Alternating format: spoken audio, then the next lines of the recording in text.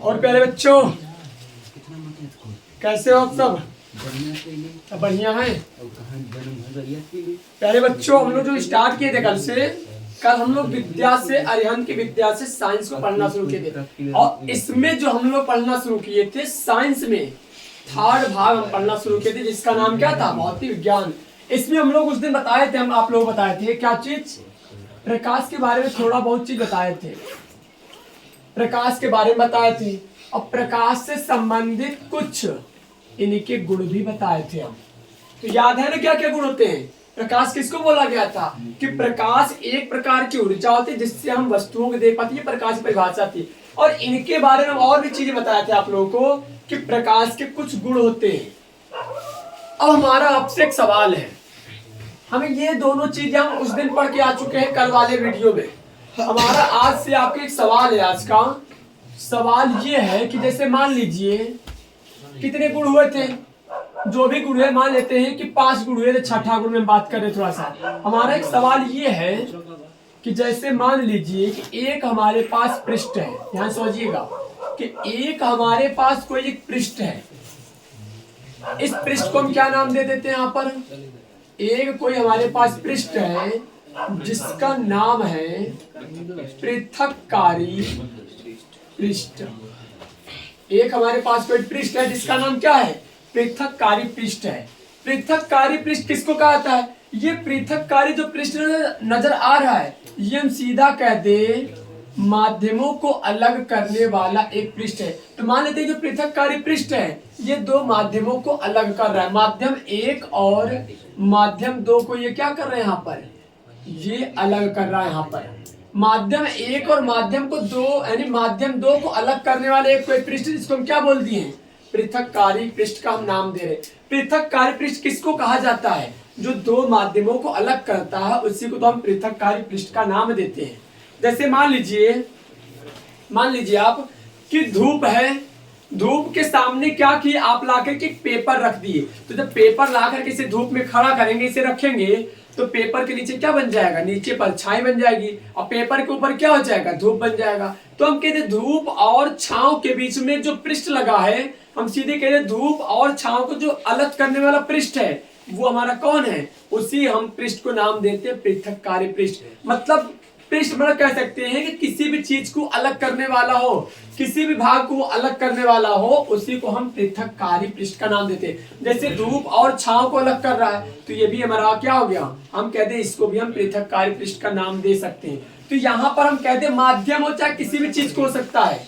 जैसे मान लीजिए नदी है, नदी और वायुमंडल को अलग करने वाला पानी की एक पहले ऊपरी जो परत बन रही है उसको हम क्या बोलते हैं? जैसे मान लीजिए नदी है, नदी तालाब है और तालाब के ऊपर क्या है? तालाब के ऊपर वायुमंडल का भाग है। तो वायुमंडल तालाब के बीच में एक परत बन रही है और उस परत को हम क्या बोल सकते हैं? पृथक्कारी पृष्ठ का हम नाम देते। सीधा से ये समझिए कि जो दो माध्यमों को अलग करता है, माध्यम किसी का भी हो सकता है, चाहे वो पानी उनी का हो सकता है, चाहे वायुमंडल का हो सकता है, चाहे धूप छांव का हो सकता है, चाहे गर्म और ठंडा का हो सकता है, किसी का भी पृथक्कारी पृष्ठ बन सकता है।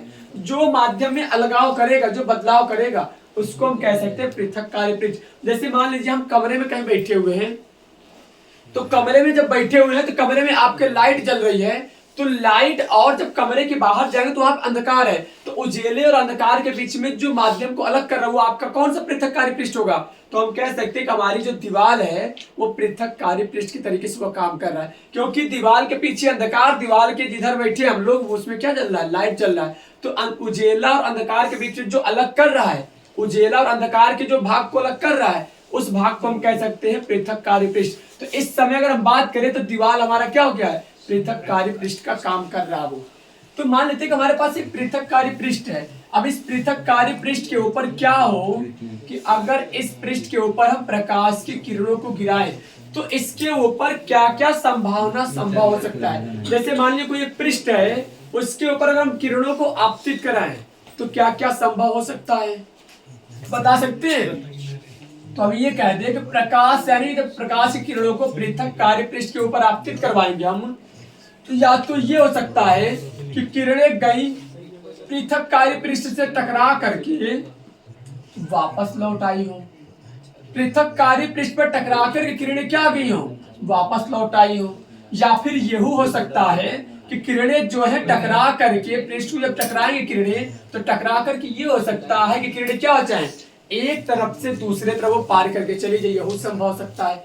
और क्या पॉसिबल हो सकता है, हम पूछ रहे हैं कि कोई प्रकाश की किरणों को पृथककारी पृष्ठ के ऊपर आपतित करवाते हैं तो क्या क्या संभावना हो सकती है। तो संभावना ये हो सकता है कि प्रकाश की किरणों को जब टकराएंगी आकर के गिराया जाएगा पृथककारी पृष्ठ के ऊपर, तो या तो ये संभव हो कि प्रकाश की किरणें जिस माध्यम से गई, देखिए जरा कि अगर किरणें माध्यम 1 से गई है तो माध्यम 1 में क्या हो गई है, वापस लौट आई, यानी जिस माध्यम से गई हो उसी माध्यम में वापस लौट आई हो। या तो ये हो सकता है कि एक माध्यम से किरणें टकरा करके दूसरे माध्यम में चली गई हो, या तो ये हो सकता है, और कोई संभव है पॉसिबल, और कोई संभावना घटित हो सकती है। तो और हम ये भी कह सकते हैं कि किरणें अगर टकराई हो पृथककारी पृष्ठ के ऊपर, न तो ये कहते इधर आई हो और न तो उसके पार गई हो, सीधा सीधा क्या कर ली गई हो, अवशोषित कर ली गई हो। प्रकाश की किरणें टकराई पृथककारी पृष्ठ के ऊपर, न तो इधर टकरा कर आई, ना ही वो क्या हुई उधर जा पाई, सीधे हम कहते हैं वो पृष्ठ के ऊपर ही क्या हो चुकी हो, वहां पर अवशोषित कर ली गई हो। ये प्रकाश की किरणें क्या कर ली गई हो, यहाँ पे अवशोषित कर ली गई हो। तो 3 घटनाएं हमारे पास संभव हो सकता है, 3 घटनाएं संभव हो सकती है। लेकिन जो हमारे साइंस में दिया वो 2 घटनाएं हैं, ये वाली और ये वाली। अब ध्यान दीजिएगा जरा, अगर किरणें कहते हैं पृथककारी पृष्ठ के ऊपर टकरा करके अगर इधर लौट आए, जिस माध्यम से गए अगर उसी माध्यम में लौट आती है, तो उस घटना को हम नाम देते हैं क्या चीज है, परावर्तन का हम नाम देते हैं। जब प्रकाश की किरणें टकरा कर उसी माध्यम में वापस लौट आती है, इस घटना को हम बोलते हैं परावर्तन का नाम देते हैं। अगर प्रकाश की किरणें पृथककारी पृष्ठ के ऊपर टकरा करके एक माध्यम से अगर दूसरे माध्यम में चली जाए, तो उसको हम नाम देते हैं अपवर्तन। तो पहले तो चीजें आपको माइंड में ये सेटल करना होगा कि परावर्तन की घटना कहाँ पर लागू होता है, जहां प्रकाश की किरणें टकराकर उसी माध्यम में लौट आए तो वहां परावर्तन, और जब माध्यम एक तरफ से दूसरे तरफ में पार कर जाए किरणें तो वहां पे अपवर्तन। और यही परावर्तन और अपवर्तन की घटनाओं को हमें साइंस में पढ़ने मिलेगी, तीसरी घटना हमें नहीं देखने को मिलता है। हो सकता है घटना कि न तो किरणें इधर आई हो न तो उधर गई, सीधे किरणें टकराकर उसके ऊपर क्या हो गई हो, अवशोषित कर ली गई हो। लेकिन ये वाला भाग हमें साइंस में नहीं पढ़ने मिलेगा, केवल हमें अपवर्तन और परावर्तन 2 चीजों को हमें पढ़ने को मिलेगा। तो अब आशा करते हैं कि ये चीजें आप लोगों को समझ में आ चुका होगा थोड़ा बहुत कि प्रकाश का परावर्तन क्या होता है। तो जब प्रकाश की किरणें जो है टकराकर उसी माध्यम में लौट आए तो उस घटना को परावर्तन कहते हैं हम। और जब एक तरफ से टकराकर दूसरे तरफ प्रवेश कर जाए तो उसको हम अपवर्तन का नाम देते हैं। अब हम हेडिंग पढ़ेगा हम लोगों का क्या चीज, प्रकाश का परावर्तन का हम हेडिंग डालेंगे। ये तो अभी एक हम वैसे बेसिकली चीज बताए हम आपको समझने के लिए कि अगर कोई पृष्ठ के ऊपर किरणें टकराती तो क्या क्या संभावना हो सकती है। तो ये संभावना हो सकती है। अब हम हेडिंग क्या डालेंगे, हेडिंग डालिएगा जरा, प्रकाश का अपवर्तन, प्रकाश का परावर्तन। अब इसको हम समझेंगे, बहुत अच्छे से समझेंगे, एक एक पॉइंट को इसमें हम देख कर चलेंगे कि इसमें क्या क्या चीजें होती है।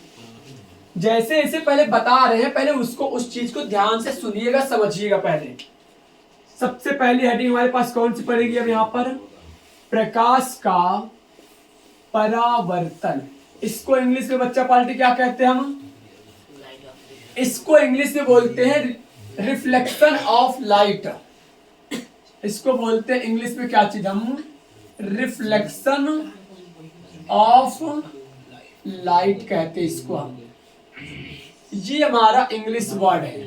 थोड़ा सा इंग्लिश और हिंदी को सेंटेंस अगर मिलाकर लिखेंगे ताकि अगर ये चीजें कम, मतलब कहते हैं कि अगर हिंदी इंग्लिश मिलाकर चलते हैं तो आपको जो है जब आगे पढ़ाई करेंगे तो इतना कम से कम पता तो रहेगा कि हाँ रिफ्लेक्शन किसको कहा जाता है। अगर इंग्लिश में जब थोड़ा सा मेहनत करेंगे तो जैसे आगे जब पढ़ाई किया जाता है तो हम सीधे बोलते हैं कि हिंदी और इंग्लिश साथ साथ पढ़ने से थोड़ा सा मजा कुछ अलग ही इसका चलता है। यहाँ पर हमारे पास जो पहली हेडिंग पड़ी हुई है वो कौन है, प्रकाश का परावर्तन। तो प्रकाश का परावर्तन के सबसे पहले आपको एक चीज बता दे पहले कि इसमें होती है फैक्ट चीजें। इसमें क्या होती है, फैक्ट चीजें होती है। फैक्ट चीजें मतलब हम सीधे कहते हैं कि हम जो बताने जा रहे फैक्ट चीजों में, ये ध्यान रखिएगा ये अपने आप में फैक्ट है, बदलने वाली नहीं है। इसमें अपने पास से कोई चीज बता नहीं रहे, नई चीज परावर्तन का जो हमारा कहते फैक्ट चीजें, पहले वो चीज को हम समझेंगे कि परावर्तन में क्या क्या फैक्ट है। तो ध्यान से समझिएगा, ये फैक्ट है, मतलब अगर जैसा बता रहे वैसा मान के चलिएगा, दिमाग में गांठ बांध लीजिएगा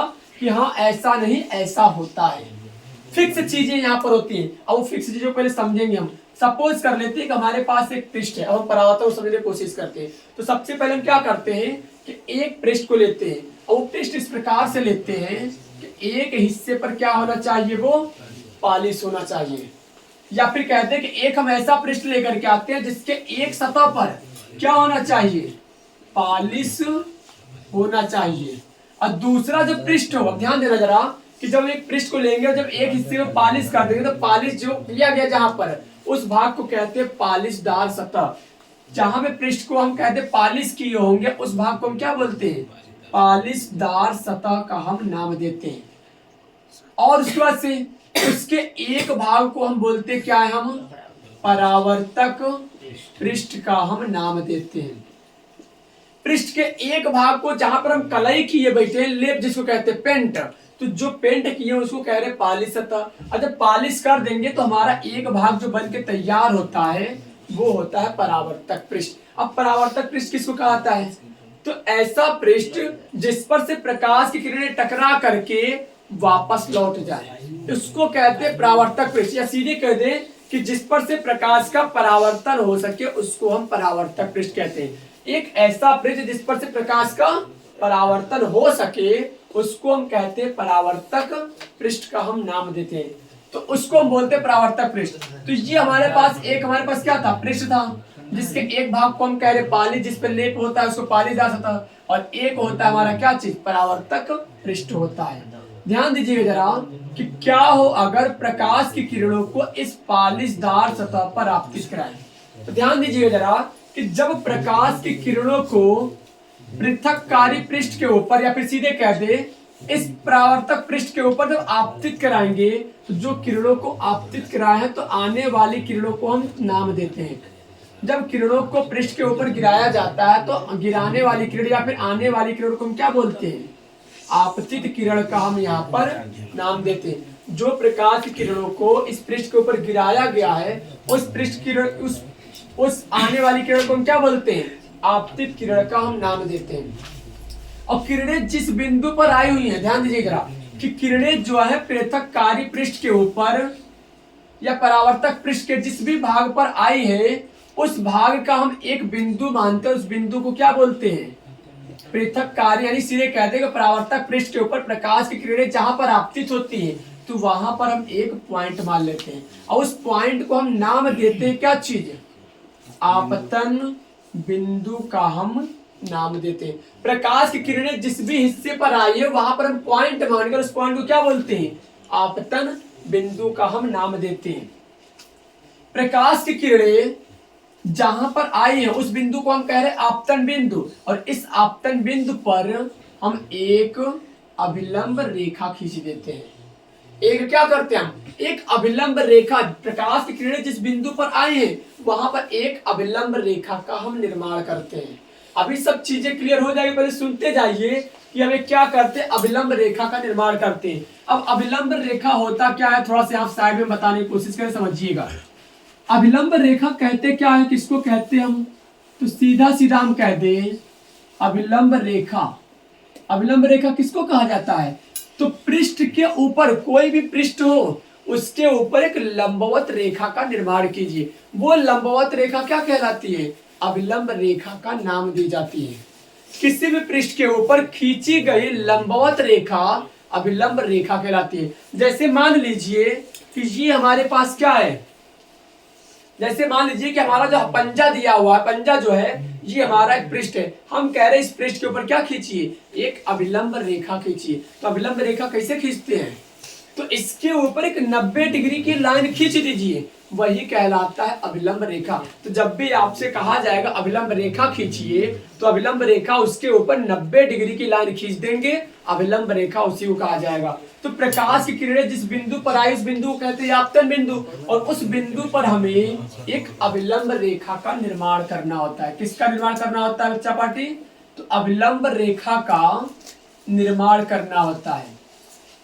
अब एक चीज और पता होना चाहिए कि जब अभिलंब रेखा हम खींच देते हैं तो यहाँ पता होना चाहिए कि किरणें जो किरणें आई हैं उसको आने वाली किरणों को कहा गया आपतित किरण। अब आपको ये पता होना चाहिए कि जो किरणें हमारी आती हैं, जितने कोण पर आती हैं या फिर जितने झुकाव पर किरणें आती है पृष्ठ के ऊपर, उतने झुकाव से किरणें क्या होती है, टकरा करके वो वापस भी लौट जाती हैं। जितने कोण पर कह दे प्रकाश की किरणें अभिलंब के साथ जितने भी कोण पर आती हैं, मान लेते हैं कि जब प्रकाश की किरण जो आई है उसको कह रहे हैं आपतित किरण, और आने वाली किरण अभिलंब के साथ जो कोण बनाता है उसको कहते हैं हम आई। और जो किरणें माने आने वाली जो किरण अभिलंब के साथ जितना कोण बना रही है, जाने वाली किरण भी क्या होती है, उतना ही कोण बना करके जाती है। और जाने वाली किरण को हम क्या बोलते हैं, परावर्तित किरण का हम नाम देते हैं। आने वाली किरण को आपतित किरण और जाने वाली किरण को परावर्तित किरण का हम नाम देते हैं। जाने वाली किरण को हम क्या कहते हैं, परावर्तित किरण। अब ये पता होना चाहिए आपको कि किरणें जो है जितने झुकाव पर आएंगी उतने झुकाव से किरणें क्या होती हैं, चल करके भी जाती है। कोई एक कल्पना करिए, जैसे मान लीजिए गेंद देखे होंगे, गेंद को जब सीधा गिराते हैं तो किरणें क्या, गेंद क्या होती है, जब ऐसे सीधा जब गिराएंगे तो गेंद जैसे छोड़ेंगे तुरंत अपने आप में क्या हो जाती है, वो जैसे गिरेगा उसी वापस क्या हो जाता है, उसी रास्ते से वो वापस ऊपर उठ करके चला आता है। लेकिन अगर क्या हो, गेंद को थोड़ा तिरछा फेंके तो किरणें उचक करके थोड़ा तिरछा होकर के चली जाएंगी। लेकिन अगर बिल्कुल सीधा किरण यानी गेंद को गिरा जाएगा तो क्या होगा, तो किरणें जारी किरणें कह रहे हैं, बार बार किरणें बोल रहे हैं। जब गेंद को बिल्कुल सीधा गिराएंगे तो जब गेंद गिरेगा तो जिस टप्पे पर गिरेगा उसी टप्पे से बिल्कुल क्या हो जाएगा, वो ऊपर उठ जाएगा। बिल्कुल सीधा है तो किरण गेंद जो है बिल्कुल सीधी आएगी। अगर हम गेंद को हल्का तिरछा करके फेंके तो गेंद हल्का तिरछा कह दे ऊपर की ओर उठ करके जाएगा। अगर और तिरछा गेंद को अगर फेंकेंगे हम तो गिर करके और तिरछा होकर वो गेंद जाएगा। अगर गेंद को बिल्कुल तिरछा कर दे तो जैसे मान और तिरछा करके भेजे तो किरणें टकराएंगी, गेंद टकराएगा और तिरछा होकर जाएगा। अगर गेंद को बिल्कुल डुगरा कर भेजे तो गेंद और डुगरा करके वो चला जाएगा। हम सीधे कह दें कि किरणें जो है जितने के झुकाव पर आती है, किरणें जितने झुकाव पर आएंगी वो किरणें उतने झुकाव पर होकर क्या हो जाती है, वो चली जाती है। तो ये हमारा नियम होता है। यहाँ पर अगर हम बात करें जो किरणें निकली हैं, निकलने वाली या जाने वाली किरणों को बोलते हैं परावर्तित किरण। अब परावर्तित किरण को ध्यान रखिएगा, तो जो जाने वाली किरण होती है अभिलंब के साथ जो कोण बनाती है वो किसको क्या कहते हैं हम, आने वाली किरण अभिलंब के साथ जो कोण बनाता है उसको कहते हैं आई। और जाने वाली किरण अभिलंब के साथ जो कोण बनाता है उसको कहते हैं आर।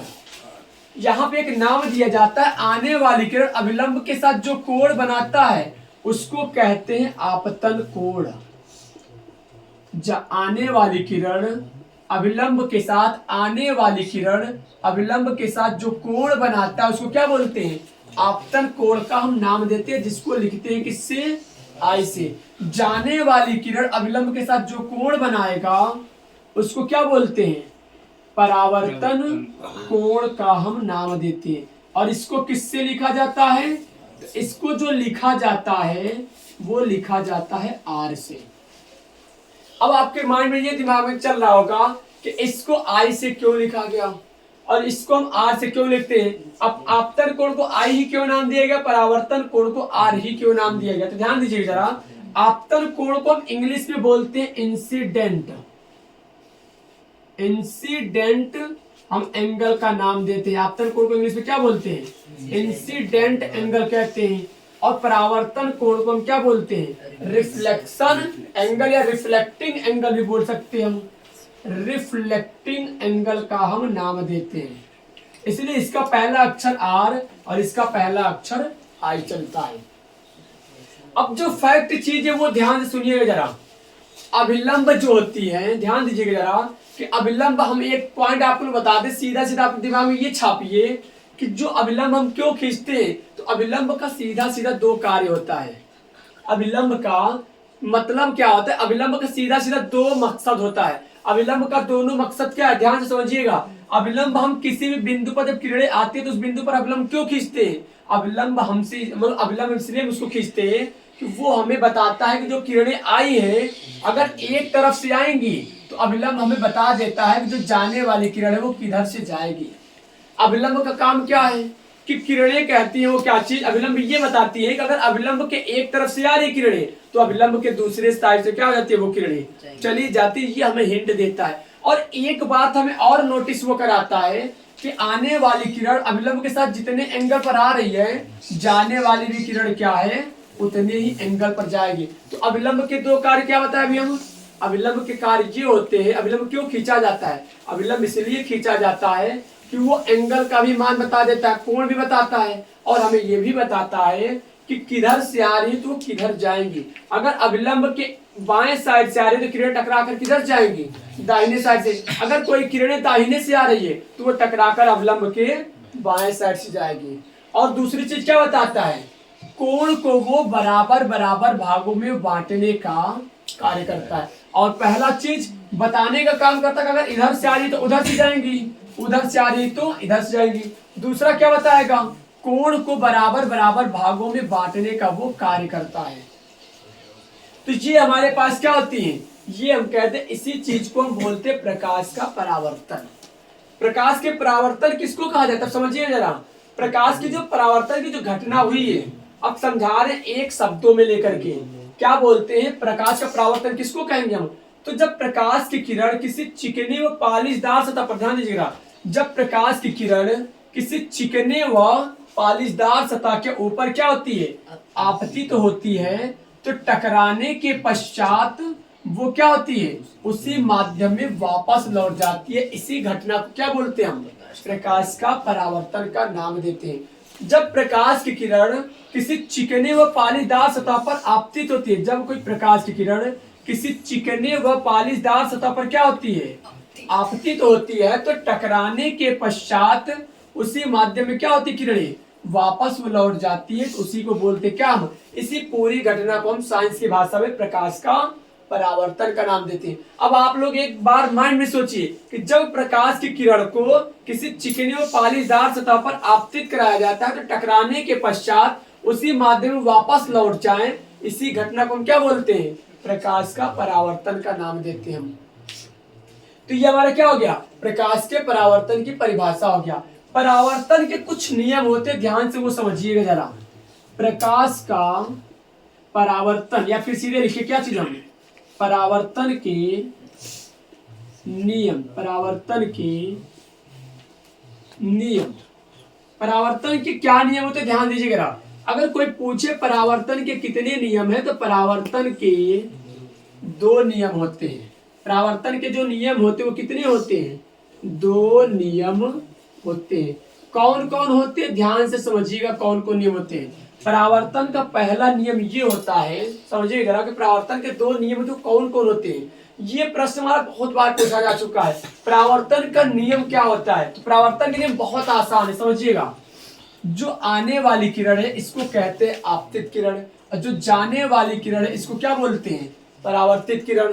तो ध्यान से समझिए जरा, क्या होता है कि आपतित किरण और परावर्तित किरण, आपतित किरण और परावर्तित किरण और आपतन बिंदु पर खींचा गया अभिलंब, तीनों क्या होता है, एक ही तल में होता है। ये हमारा परावर्तन का पहला नियम है। आपतित किरण कौमा परावर्तित किरण तथा आपतन बिंदु पर, इसको हम क्या बोल रहे हैं, आपतन बिंदु किसको कहा गया है, कि जो किरणें टकराई जाकर के पृथककारी पृष्ठ के ऊपर, पृथककारी पृष्ठ के ऊपर जो किरणें जाकर के टकराई है, जहां पे टकराई है उसी भाग को क्या कहा गया है, आपतन बिंदु का नाम दिया गया है। जैसे मान लीजिए कि ये कोई पृष्ठ है, इस पृष्ठ के ऊपर अगर ये किरणें टकरा रही हैं, तो जहां पे टकरा रही हैं उसी बिंदु को हम बोलते हैं क्या चीज, आपतन बिंदु का नाम देते हैं। तो आपतित किरण को परावर्तित किरण तथा आपतन बिंदु पर खींचा गया अभिलंब क्या होता है, आपतित किरण। पहला नियम क्या लिखते हैं, आपतित किरण कौमा परावर्तित किरण, परावर्तित किरण, आपतित किरण कौमा परावर्तित किरण तथा आपतन बिंदु पर, आपतन बिंदु पर खींचा गया अभिलंब, खींचा गया अभिलंब, तीनों क्या होते हैं, खींचा गया अभिलंब तीनों एक ही तल में होते हैं। जी हमारा पहला नियम कहता है परावर्तन की, ये हमारा पहला नियम है। परावर्तन का पहला नियम, ये सब फैक्ट चीज है जो बता रहे, पहले उस चीज को सुन लीजिए, सुन करके उसको माइंड में ये चीज को सेट करिए, क्योंकि ये अपने आप में फैक्ट चीजें हैं। इसको हम अपने पास से कोई एक्स्ट्रा चीज नहीं बता रहे हैं, इसको जो है ये सब फैक्ट चीजें हैं। कि जैसे मान लीजिए कोई गेंद है, जितने झुकाव पर फेंकेंगे उतने झुकाव से वो टकरा करके वापस भी लौटेगा। जितना सीधा होगा टकरा कर उतना सीधा आएगा, जितना तिरछा होगा उतना टकरा कर तिरछा गेंद जाएंगी। तो वही कॉन्सेप्ट है कि आने वाली किरण, जाने वाली किरण या आपतित किरण जिसको कह रहे हैं, आने वाले को, और जाने वाले क्या कहते हैं, परावर्तित किरण। तो आपतित किरण को परावर्तित किरण तथा आपतन बिंदु पर खींचा गया अभिलंब तीनों एक ही तल में होते हैं। जी हमारा क्या है, परावर्तन का पहला नियम है। इसको क्या बोलते हैं, परावर्तन का पहला नियम। अब इसमें अगर एक चीज नोटिस करें तो हमने एक शब्द लिखा हुआ है तल। तल का मतलब क्या है, यहां पर हमने लिखा है तीनों रेखाएं एक ही तल में होती हैं। तीनों रेखाएं एक ही तल में होती है। ये तल का मतलब क्या हो गया, कुछ बच्चे कंफ्यूज रहते हैं यहाँ पर कि तल का मतलब क्या है। तल का मतलब वो बच्चा बहुत छोटा सा दिमाग लगा लिया। तो बच्चे ध्यान दीजिएगा थोड़ा सा। जैसे मान लीजिए कि हमारे पास ये कोई एक कॉपी है, ये पृष्ठ हमारे पास है, तो ये जो किरणें आ रही हैं, टकराने वाली ये किरणें जो जा रही हैं, और इसके ऊपर जो अभिलंब खींचा गया है, इसका तल कौन है, क्या ये जो पृष्ठ है ये हमारा तल है। तो ये हमारे पास बच्चा, ये तल इसको नहीं कहा जाता है। ये जो तल होता है इसको हम तल नहीं कहते, ये तो हमारा पृष्ठ है। तल किसको कहा जाता है, ध्यान दीजिएगा। यहाँ पे जो हम शब्द लिखे थोड़ा गौर से पढ़िए क्या लिखा गया है।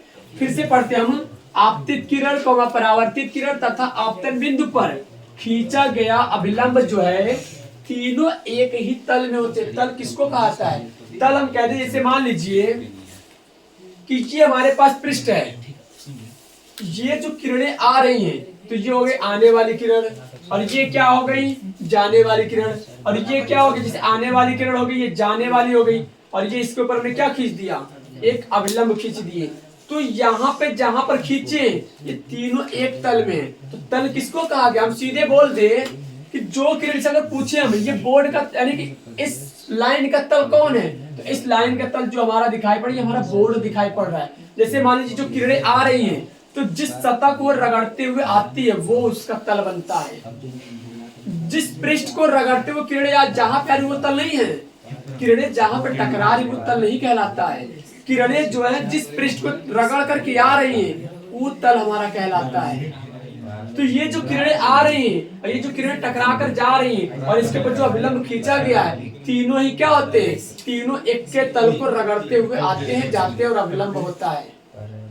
जो किरणें आ रही हैं, जो किरणें जा रही हैं, जो अभिलंब खींचा गया, तीनों एक ही पृष्ठ को रगड़ करके आ रही है। कहते हैं तीनों एक के पृष्ठ को रगड़ खा रही हैं। तो हम इसीलिए कह रहे हैं कि आने वाली किरण, जाने वाली किरण और अभिलंब जो है तीनों एक तल में होते हैं। हालांकि ये नहीं कि जहां पर किरणें आ रही हैं जहां से टकरा के जाएगी वो बिंदु हमारा तल कहलाएगा। ये हमारा तल नहीं है।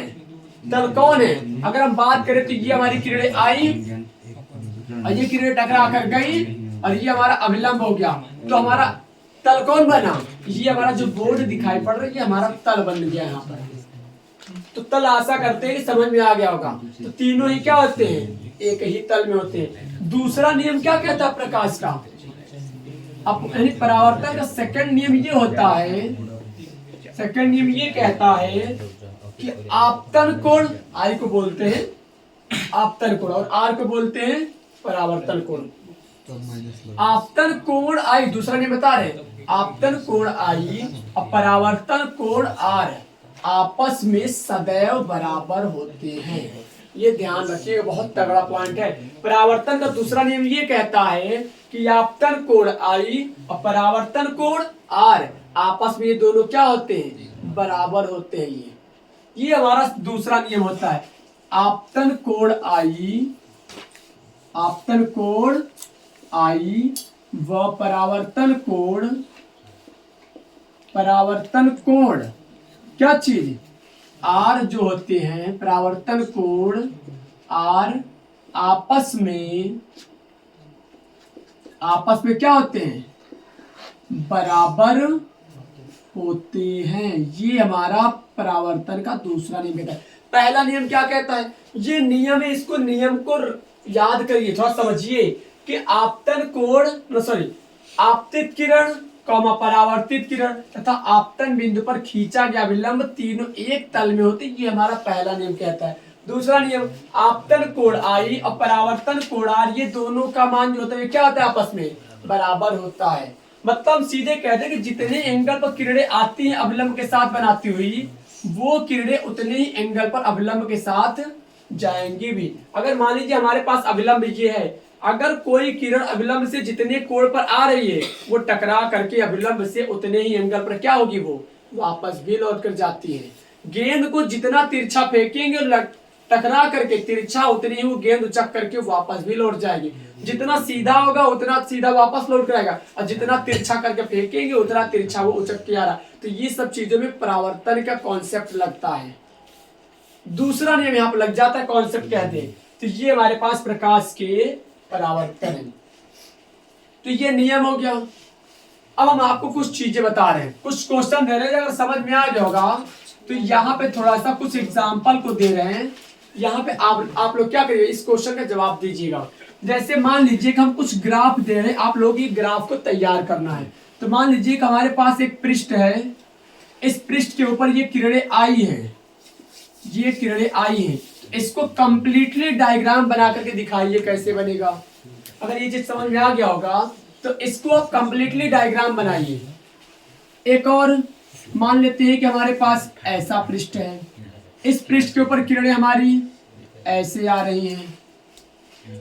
एक और हमने पृष्ठ को ले लिया, वो पृष्ठ हमारे पास मान लेते ऐसा है, ये पालिशदार सतह, ये भी पालिशदार सतह, इसके ऊपर किरणों को हम ऐसे भेजे हैं। इस प्रकार के पालिशदार सतह पर हम किरणों को सीधा भेजे थोड़ा सा। और एक और हम डायग्राम दे दे आप लोगों को, तो डायग्राम कैसा है? तो वो डायग्राम है कुछ ऐसे। अब 4 ठो डायग्राम हम आप लोगों को दिए हुए हैं, ए बी सी और डी। इन चारों डायग्राम को आप लोग कंप्लीट करके बताइए, तब जान पाएंगे कि हाँ आप लोग समझे कि नहीं समझे।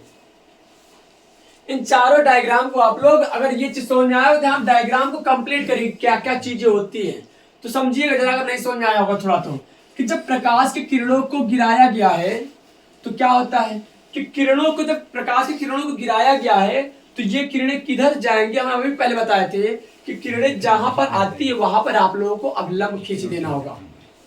अगर आप लोगों को डायग्राम कंप्लीट करना है तो किरणें जहां पर आती है तो सबसे पहला काम है अभिलंब खींचो। अभिलंब क्यों खींचते हैं हम? अभिलंब क्यों खींचते हैं? तो अभिलंब इसलिए खींचा जाता है, वो बता देता है।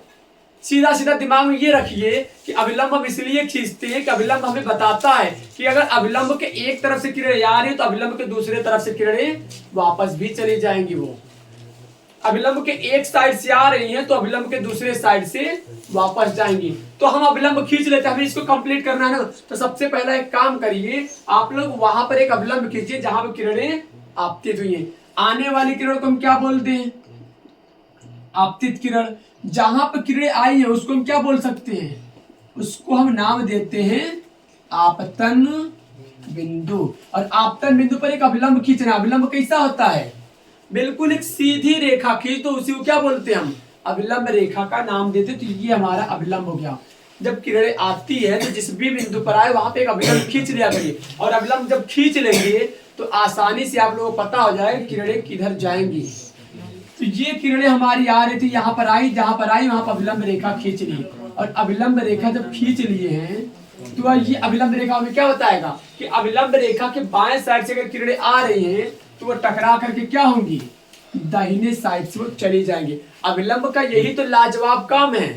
काम ये है कि अगर अभिलंब अगर कोई कहीं खींच दिए हो, अगर किसी को पता नहीं चल पा रहा कि किरणें आई हैं तो कहाँ जाएंगी, तो सबसे पहले आप लोग वहां पे एक अभिलंब का निर्माण करवा लीजिएगा। सबसे पहले आप लोग अभिलंब के निर्माण करिएगा और अभिलंब जब खींच लेंगे तो वहां पे आप लोगों को पता लग जाएगा किरणें किधर से जा रही है। तो ये हमने अभिलंब को खींचा और जैसे खींचे तो पता लग गया कि किरणें अगर बाएं साइड है तो दाहिने से जाएंगी। अभिलंब जो आती है, अभिलंब कह रहे हैं, जो किरणें आती हैं अभिलंब के साथ जितना भी कोण बनाती है उसको हम क्या बोलते हैं? आई। आने वाली किरण अभिलंब के साथ जो कोण बनाता है उसको हम क्या बोलते हैं, आई। जाने वाली किरण अभिलंब के साथ जो कोण बनाता है उसको क्या बोलते हैं, आर का नाम देते हैं। इसको हम क्या बोल सकते हैं, जी हमारी कौन है, जाने वाली किरण है ना ये, इसको हम क्या बोलते हैं, परावर्तित किरण का हम नाम देते हैं। तो ये हमारा डायग्राम बन करके तैयार हो गया। अब इसको कंप्लीट करते हैं।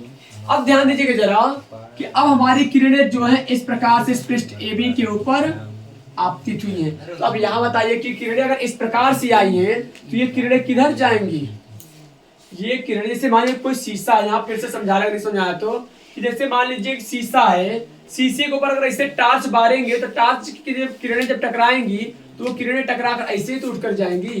तो वही तो यहाँ पे कॉन्सेप्ट लगा हुआ है। हम कैसे जान पाए, अविलंब रेखा की सहायता से। अगर किरणें कोई ऐसे आ रही, जैसे मान लीजिए पृष्ठ है, शीशे पर किरणें अगर ऐसे टकराएंगी तो किरणों पर टकरा करके क्या होंगी, ऐसे ही तो वापस जाएंगी। तो यहाँ पर हमें पता लगाना है क्या चीज, ये किरणें टकरा करके कहाँ जाएंगी, किधर से जाएंगी।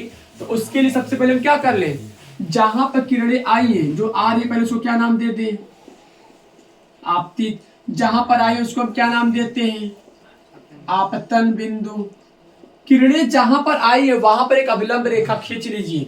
पता लगाना है कि अगर किरणें इस प्रकार से आ रही है, ऊपर से आ रही है पृष्ठ के ऊपर, तो किरणें कहाँ जाएंगी। तो आप लोग एक काम है, अभिलंब रेखा का वहां पर निर्माण कर लीजिए। तो इस बिंदु के ऊपर अभिलंब रेखा यही तो काम करेगा। अभिलंब रेखा के अगर ऊपर से किरणें आ रही हैं तो अभिलंब रेखा की वो किरणें नीचे से होकर के जाएंगी, जो कितना कोण बनाएंगी, आर जो है, आर कोण बना करके वो वापस चली जाएंगी। जो किरणें जा रही टकरा करके ऐसे, इसको हम क्या बोलते हैं, इसको हम बोलते हैं परावर्तित किरण। जो किरणें टकरा करके जाती है उसको बोलते हैं परावर्तित किरण का हम नाम देते हैं। ये हमारा डायग्राम बनके तैयार हो गया। यहां पर क्या है, ध्यान दीजिएगा जरा कि जब किरणें जब यहां से इस प्रकार से इसे भेजा गया है, तो जब किरणें आई है तो जहां पर आई हम क्या करना है, हमें ये पता लगाना कि ये किरणें कैसे जाएंगी। तो जब किरणें कहते हैं कि जब ऊपर से बिल्कुल ऐसे गिराया गया है तो किरणें टकरा कर कहाँ जाएंगी, हमें अगर इसका पता लगाना है तो वहां पर हम क्या कर लें, एक अभिलंब। जब भी किसी किरण का अगर पता लगाना किरणें कहाँ जा रही हैं तो वहां पर आप लोगों को एक अभिलंब रेखा का निर्माण करना होगा। अगर हम अभिलंब रेखा वहां पर खींचे तो बिल्कुल जो किरण जिस रास्ते पर आई है उसी रास्ते पर तो अभिलंब भी हमारा चल के आएगा ना। यानी कि किरणों की डायरेक्शन यानी किरणों का पथ और अभिलंब का रास्ता दोनों का तो एक हो गया।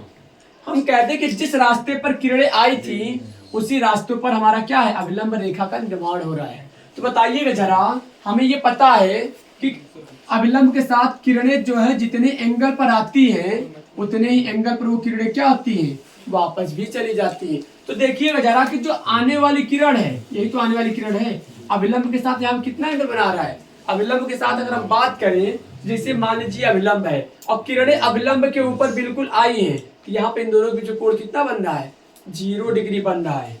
आने वाली जो किरण है कहते हैं बिल्कुल अभिलंब पर ही आ रही है, तो यहाँ पे एंगल कितना है, 0 है।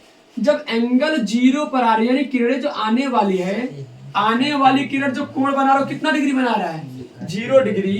तो जाने वाला भी किरण क्या करेगा, अभिलंब के साथ 0 ही बनाएगा। इसका मतलब जब 0 बनाएगा तो वो किरणें क्या होंगी, जिस रास्ते से आई होंगी उसी रास्ते, तो इसका मतलब वो वापस भी लौट के जा रही होंगी। अगर अभिलंब के ऊपर किरणें आ रही है तो वापस भी जब करेंगे तो अभिलंब के ऊपर से ही वो जाएंगी। मतलब अब ये होता है परावर्तन का दूसरा नियम। देखो जरा थोड़ा सा क्या लिखा गया है कि आपतन कोणाय परावर्तन कोण आपस में बराबर होते हैं।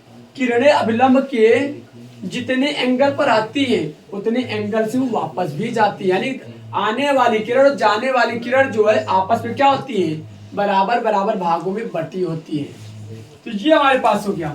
अब अगर इसके ऊपर हम बात करें तब, तो ये किरणें हमारे पास आई हैं, जहां पे आई है हमें इसका पता लगाना है कि ये किरणें किधर जाएंगी। तो कैसे हम पता लगाएं, यहाँ पर एक हम अभिलंब खींच दे जहां पर किरणें आई है। अभिलंब जब हम खींचेंगे तो यही तो अभिलंब की तरह काम करेगा। अभिलंब की तरह ये काम कर रहा है तो सोचिएगा जरा, आने वाली किरण अभिलंब के साथ कितना कोण बना रही है, आई एंगल का कोण बना रही है। तो जाने वाला भी तब कितने एंगल पर जाएगा, जितनी एंगल पर किरणें आती हैं उतनी एंगल पर किरणें वापस भी जाती हैं। तो 0 पर अगर किरणें आई हैं तो 0 डिग्री पर ही किरणें क्या होंगी, वापस भी लौट कर जाएंगी। इसका मतलब उसी रास्ते पर वो वापस भी लौट जाएंगी। तो जी हमारे पास क्या है, परावर्तन का कॉन्सेप्ट से कुछ एग्जाम्पल को यहाँ पर हम आप लोग समझाएं। तो ऐसी चीजों को समझना बहुत जरूरी हो जाता है यहाँ पर। ये फटाक से आप लोग क्या करिए, इसको नोट कर लीजिए थोड़ा सा।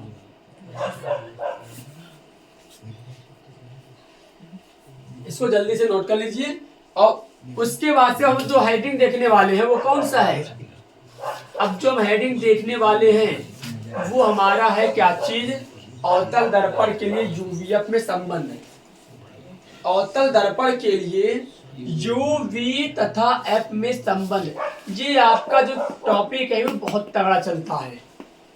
जैसे जैसे चीजों को उसमें बताएंगे उसमें बहुत थोड़ा ध्यान से समझिएगा, क्योंकि हम जो पढ़ने वाले हैं हमारा बोर्ड एग्जाम में बहुत बार वो प्रश्न आ चुका है। अवतल दर्पण के लिए यूवीएफ में संबंध, वो हमारा बहुत बार टॉपिक पूछ लिया गया है बोर्ड एग्जाम में। तो सबसे पहला हम टॉपिक एक इंपॉर्टेंट पढ़े, यानी प्रकाश का परावर्तन। अब जो हम टॉपिक पढ़ने चल रहे हैं हम लोग, वो हमारा दूसरा टॉपिक कौन है, यूवीएफ में संबंध क्या होता है। यूवीएफ में संबंध हम पढ़ने चल रहे हैं। आप लोगों को केवल वही क्वेश्चन बताए जाएंगे जो आप लोगों के बोर्ड परीक्षा में आने वाले, मतलब हम लोग पढ़ रहे किससे, विद्या से। केवल वो प्रश्न जो हमारे लिए बोर्ड एग्जाम के दृष्टिकोण से क्या है, वो ज्यादा चांस है, कहते ज्यादा इंपॉर्टेंट है। हम लोग अब जो अगला डेरिवेशन हमारे पास है, डेरिवेशन क्या है, अगला जो टॉपिक आने वाला है वो हमारा डेरिवेशन